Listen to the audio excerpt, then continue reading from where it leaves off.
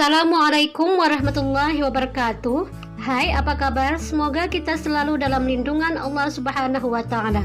Video kali ini kita membahas tentang pengolahan bahan pangan serealia, umbi dan kacang-kacangan menjadi produk pangan setengah jadi.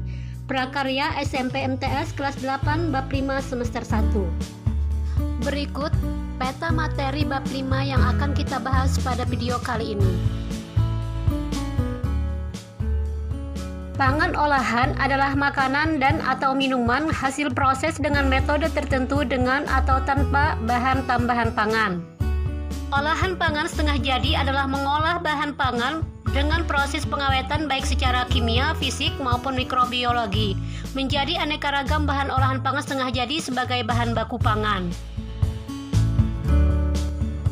Keuntungan bahan pangan olahan setengah jadi yaitu 1. Menjadi bahan baku yang fleksibel untuk industri pengolahan lanjutan. 2. Dapat diperjualbelikan antar daerah dan sebagai komoditas ekspor. 3. Aman dalam distribusi dari satu tempat ke tempat lainnya. 4. Dapat dikemas lebih ringkas. 5. Menghemat ruangan dalam penyimpanan. 6. Mengurangi biaya dalam penyimpanan. 7. Tahan lama dan lebih kuat dari cuaca dingin atau panas. Jenis olahan pangan setengah jadi dari bahan serealia. A. Beras. Bahan pangan setengah jadi dari beras yaitu kerupuk jendar, rengginang, tepung beras, bihun, serta beras instan. B. Jagung. Bahan pangan setengah jadi dari jagung yaitu jagung pipil kering, beras jagung, tepung jagung atau biasa disebut maizena, dan jagung instan. C. Gandum. Bahan pangan setengah jadi dari gandum yaitu berbagai jenis pasta, mie, dan tepung gandum atau tepung terigu. D. Sorghum. Bahan pangan setengah jadi dari sorghum yaitu dapat berupa beras atau biji dan tepung. Selanjutnya jenis olahan pangan setengah jadi dari bahan umbi. A. Ubi jalar. Bahan pangan setengah jadi dari ubi jalar ada pati, gaplek, dan tepung ubi jalar. Singkong atau ubi kayu. Bahan pangan setengah jadi dari ubi kayu dapat diperhatikan pada gambar berikut.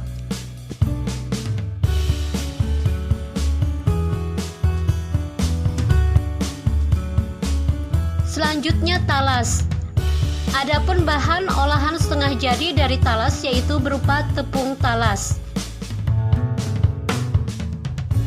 D. Kentang. Bahan pangan setengah jadi dari kentang yaitu berupa tepung kentang atau dapat pula kentang beku. Berikut adalah perbedaan tepung dan pati seperti pada video.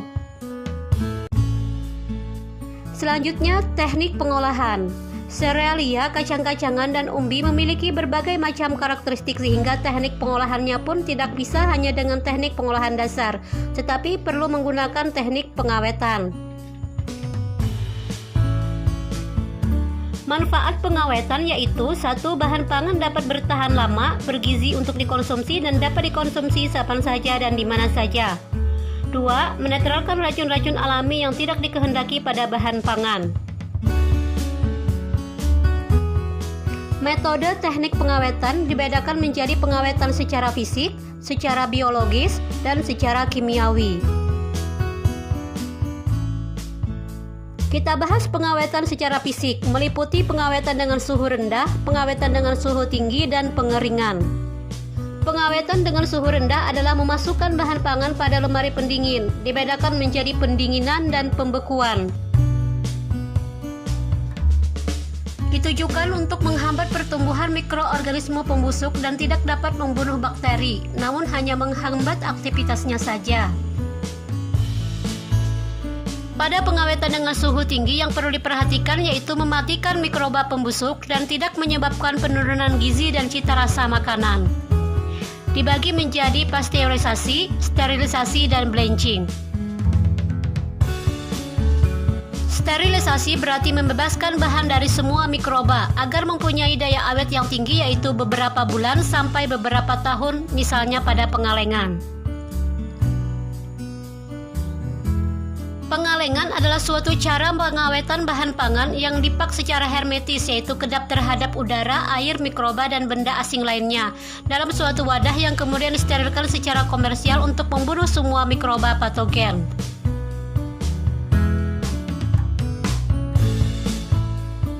Sterilisasi adalah suatu proses pemanasan bahan pangan pada suhu di bawah titik didih air dengan tujuan untuk mengurangi populasi mikroorganisme pembusuk. Bahan pangan akan menjadi awet beberapa hari sampai beberapa bulan. Adapun contoh proses blanching yaitu mencelupkan bahan di dalam air mendidih selama 3-5 menit, kemudian dilanjutkan dengan pendinginan dengan menggunakan air es. C. Pengawetan dengan pengeringan, yaitu mengeluarkan atau menghilangkan sebagian air dari suatu bahan dengan cara menguapkan air tersebut menggunakan energi panas.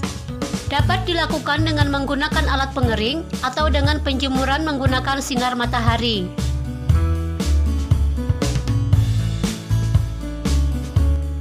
Dua, pengawetan secara biologis meliputi fermentasi, enzim, dan bakteri laktat. Fermentasi merupakan proses perubahan dari karbohidrat menjadi alkohol. Zat yang bekerja pada proses ini ialah enzim yang dibuat oleh sel itu sendiri. Contoh pada pembuatan tape ketan dan tape singkong. Enzim adalah suatu katalisator biologis yang dihasilkan oleh sel hidup dan dapat membantu mempercepat bermacam reaksi biokimia. Enzim yang biasa digunakan dalam pengolahan daging yaitu bromelin dari nenas dan papain dari getah buah pepaya.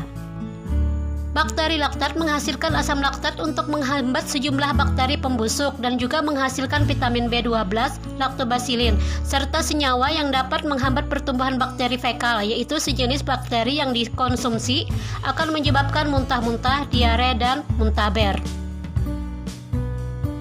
Contoh olahan yang paling terkenal yaitu oncom, kecap, tauco, serta terasi.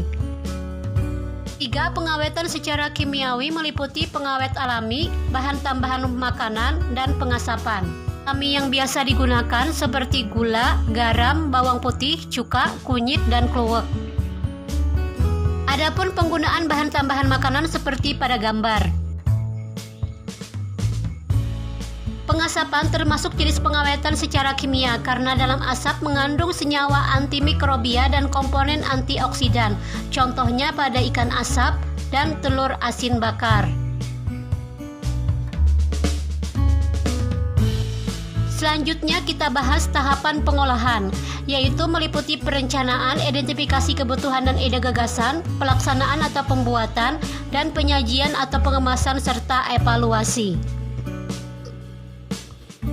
Penyajian dan pengemasan.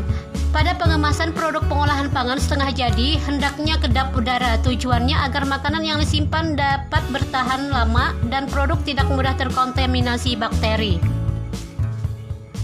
Demikian video pembelajaran kali ini, semoga bermanfaat dan terima kasih. Wassalamualaikum warahmatullahi wabarakatuh.